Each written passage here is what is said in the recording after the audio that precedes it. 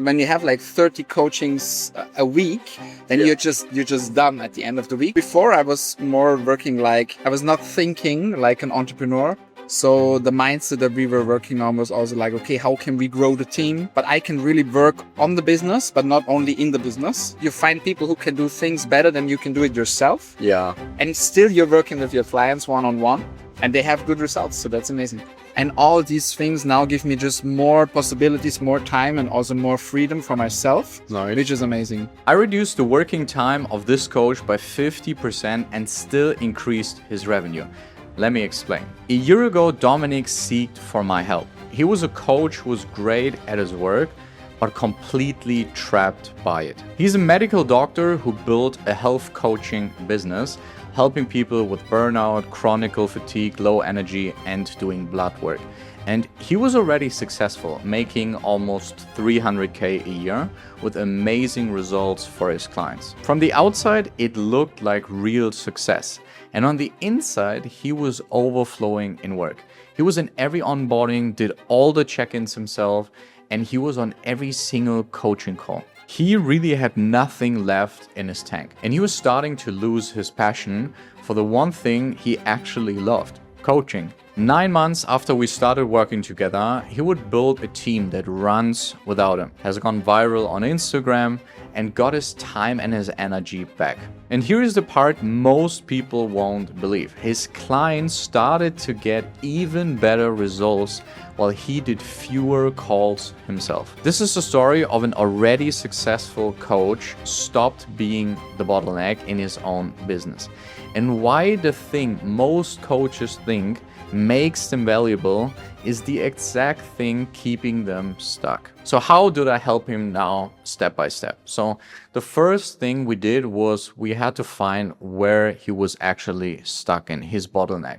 And it was obviously fast. Dominik was involved in everything, every call, every decision, every meeting, every onboarding. And there is a hard ceiling to that, because if every result depends on you personally, you can only grow as far as your calendar allows. When you have like 30 coachings a week, then you're just done at the end of the week. So the first real shift wasn't a tactic. It was changing how he saw his own role in the business and the way his offer was set up. So from the guy who does all the coaching to the guy who actually builds the business. Before I was more working like, I was not thinking like an entrepreneur. So the mindset that we were working on was also like, okay, how can we grow the team?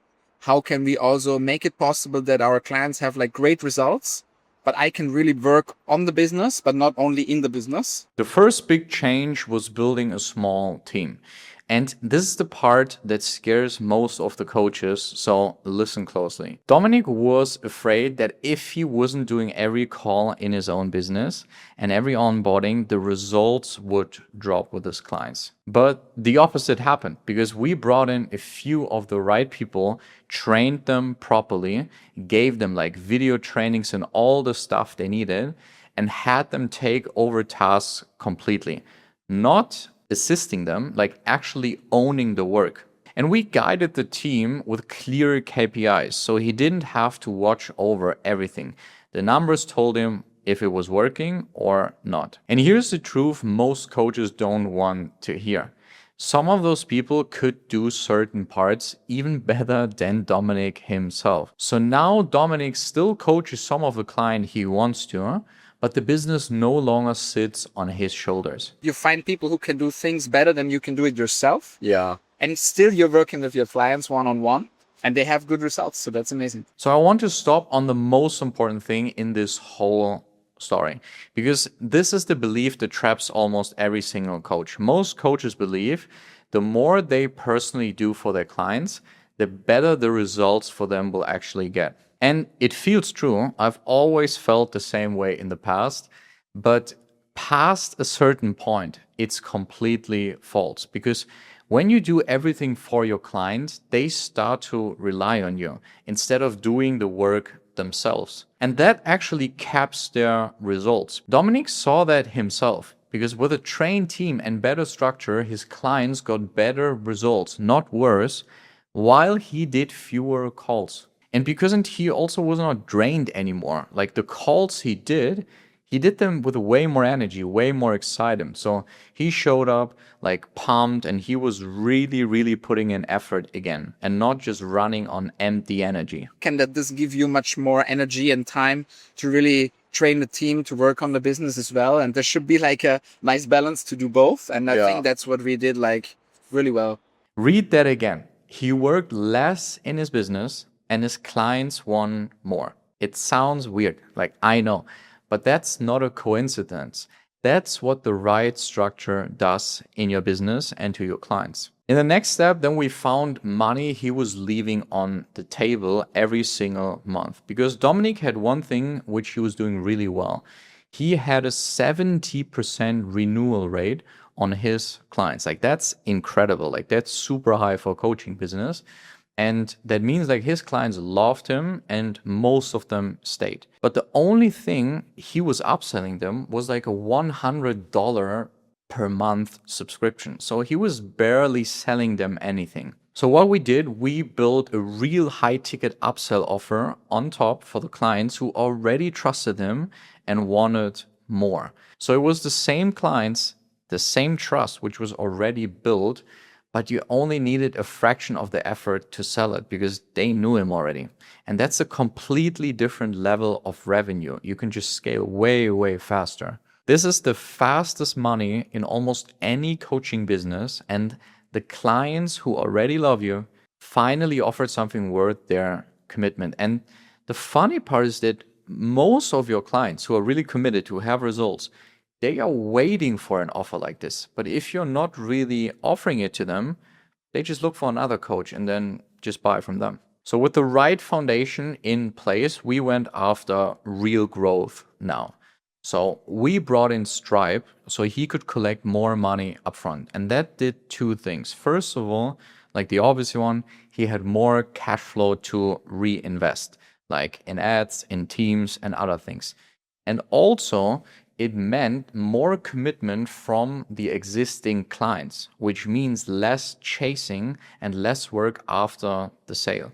Then we rebuilt his whole personal brand with a completely new strategy, focusing more on value and also lead magnets, because you don't want to just get more likes, you want to collect more leads. And it worked really, really well. So he went viral on Instagram and collected hundreds of leads with the posts we were doing with him. And he also implemented paid ads with us. So something he had never done before. And I'm not gonna lie, it was pretty messy at first because he has never done it. But we adjusted the strategy and then the leads also started to come in from this channel. So none of these strategies were like random tactics or something. Each one was the next right move once the foundation could really handle it. So what were the overall results? He now has a team that runs the business without him, a high ticket offer selling to clients who already loved him, stronger cash flow, a viral brand, and new lead channels all built together. But the numbers in these stories aren't really the real win here, because the real win is what Dominik got back.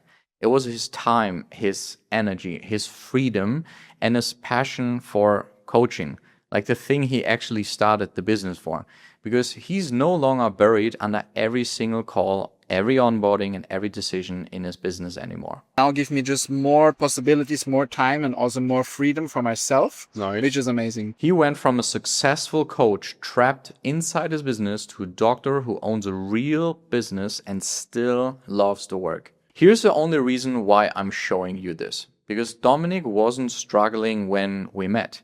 He was already successful and still completely stuck. What changed wasn't his skill.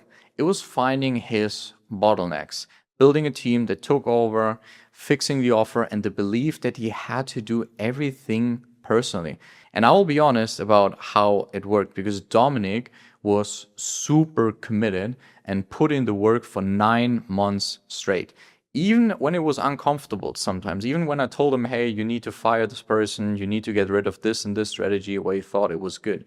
And I really have to give props to him, because it was amazing working with him. He even invited me to Dubai on a boat to spend some time with him and friends. This was never a course we handed him.